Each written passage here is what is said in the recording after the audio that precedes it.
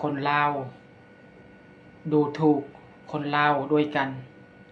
ว่าไปเฮ็ดเวียกอยู่ประเทศไทยเป็นขี้ข้าหับไส้แผ่นดินไทยคนไทยมันแม่นความจริงบ่พี่น้องเรื่องแบบนี้นะ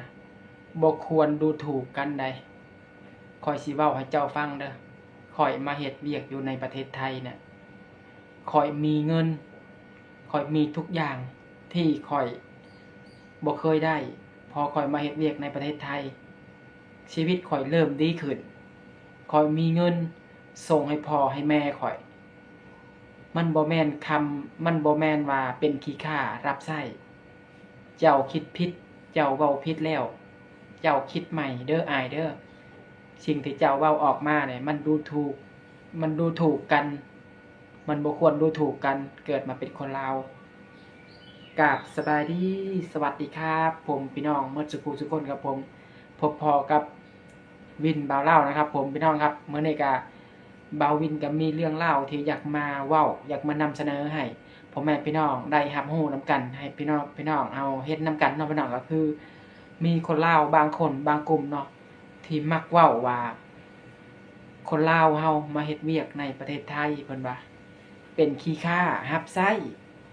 และมื้อนี้ข้อยสิมาเฮ็ดคลิปอธิบายให้หนุ่มลาวคนนั้นได้เข้าใจให้คนลาวคนนั้นได้เข้าใจที่ว่า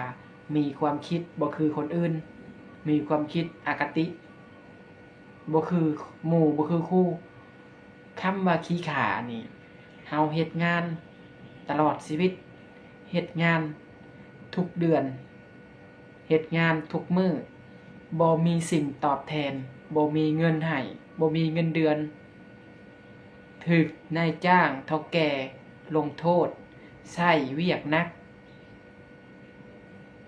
บ่มีสิ่งตอบแทนบ่มีเงินเดือนให้เจ้า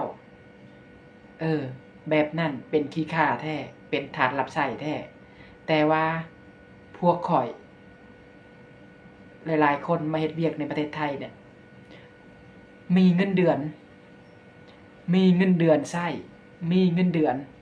เว้าง่ายๆซะคนบ่มีความรู้คือข้อยบ่มีการศึกษาคือพวกข้อยนี่มาเฮ็ดเวียกในประเทศไทยเนี่ยจนเปลี่ยนชีวิตเจ้าของจนได้ดับได้ดีบางคนบ่เคยได้ก็จนได้รถได้ล่างได้เรือนได้ที่ดินบางคนก็ได้บางคนก็ได้เงินภาคธนาคารอันนี้บ่เป็นขี้ข้านะที่เจ้าเว้าว่าเป็นขี้ข้านะรับใช้นะเขาเอิ้นว่าขี้ข้าบ่แบบนี้นะแต่สำหรับข้อยแล้วข้อยว่าบ่แม่นขี้ข้าไดที่ข้อยเฮ็ดเวียกทุกมื้อเนี่ยมาเฮ็ดงานอยู่บ้านเพิ่นเมืองเพิ่นเนี่ยข้อยเอาแรงข้อยแลกเงินข้อยบ่ได้คอเพิ่นดอลลาร์ข้อยเอาแรงแหกเงินให้เพิ่นก็เอาเงินให้ข้อยได้เงินเดือนเฒ่าแก่ข้อยก็ได้งานต่างคนต่างได้ต่างคนต่างแลกต่างคนมีน้ำใจให้กันมันบ่แม่นว่าขี้ข้าคือเจ้าคิดสมองเจ้าคิดได้แต่ส่ำนี้ติเกิดมาเป็นคนลาวนะเก็บมีสมองไว้เก็บไว้ดูถูกแรงงานนำกันนี่บ่ก็คือเจ้าคิดเบิ่งเงินเดือนอยู่ประเทศไทยนี่นะหลายกว่าเงินเดือนเจ้าอยู่บ้านอีกแม่นสำหรับเจ้านะเป็นลูกน้องคนอื่นนะเจ้าว่าเป็นขี้ข้าเป็นทาสรับใช้ก็เพราะว่าเจ้าเป็นคนขี้ข้านเป็นคนขี้ข้านเป็นคนขี้เกียจทำมาหากิน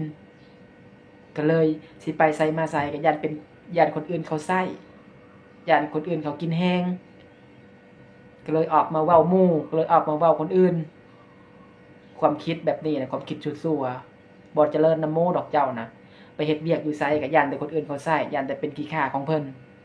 ย้านเป็นทาสรับใช้เพิ่นความคิดโง่ๆบ่มีวันเจริญดอกคนแบบนี้นะอีหลีข้อยภูมิใจด้วยซ้ำที่ข้อยได้มาเฮ็ดเวียกในประเทศไทยน่ะคนไทยเนี่ยให้ชีวิตใหม่ข้อยเลยนะจากข้อยบ่เคยได้หยังจากข้อยอยู่บ้านข้อยบ่เคยเห็นอนาคตพอข้อยเฮ็ดเวียกอยู่ประเทศไทยข้อยเริ่มมีอนาคต มีเกือบทุกสิ่งทุกอย่างข่อยได้นะจากแผ่นดินไทยจากเงินไทยจากคนไทยที่เพิ่นให้โอกาสข่อย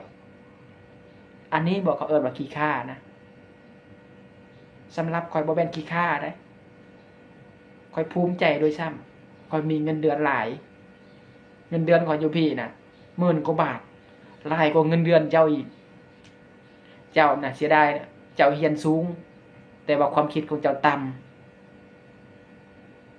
เขาว่าความคิดต่ำๆความคิดชั่วๆอีหลีมีแต่ยัดเยียดให้คนอื่นโอเคนะครับพี่น้องคลิปนี้ก็บ่าววินขอจบคลิปเพียงเท่านี้เนาะก็บ่อยากบอกหยังหลายพี่น้องเดี๋ยวสิเป็นดราม่าอีกเนาะเดี๋ยวเฮาบ่าววินเนี่ยไวเกินไปเว้าเกินไปเนาะบ่าววินก็ต้องกราบขอบคุณคนไทยนะครับที่ให้โอกาสที่ซอยเหลือแรงงานหรือว่าซอยเหลือผมจนทำให้ชีวิตของผมเนี่ยเปลี่ยนเป็นคนละคนก็คือแบบเปลี่ยนชีวิตใหม่ของผมเลยก็ว่าได้เพราะว่าข่อยอยู่บ้านข่อยบ่เคยได้หยังพอข่อยมาประเทศไทยข่อยได้รถได้ล่างได้เฮือนได้ศาลได้ที่ดินก็ย้อนคนไทยก็ย้อนเฒ่าแก่คนไทยที่เมตตาข่อยโอเคนะครับคลิปนี้ก็พากถึงคนลาวบางคนที่ออกมาพูดแรงงานโดยกันว่าเป็นขี้ข้ารับใช้เป็นขี้ข้าคนไทยเป็นขี้ข้าประเทศไทยทำงานอยู่ประเทศไทยขายชาติบางคนก็แต่สำหรับผมแล้วผมได้เงินเดือนผมภูมิใจครับผมอยู่ประเทศไทยผมมีความสุขดีคนไทยรักผมคนไทยจิตใจดีนะครับขอบคุณคนไทยมากๆครับที่ให้โอกาสนะครับจากเด็กบ้านนอกคนนี้ไม่เคยได้อะไรมาก่อนอยู่พังลาวแต่มาอยู่ประเทศไทยผมได้ทุกสิ่งทุกอย่างขอบคุณมากๆครับขอจบเพียงแค่นี้เนาะทักทายสบายดี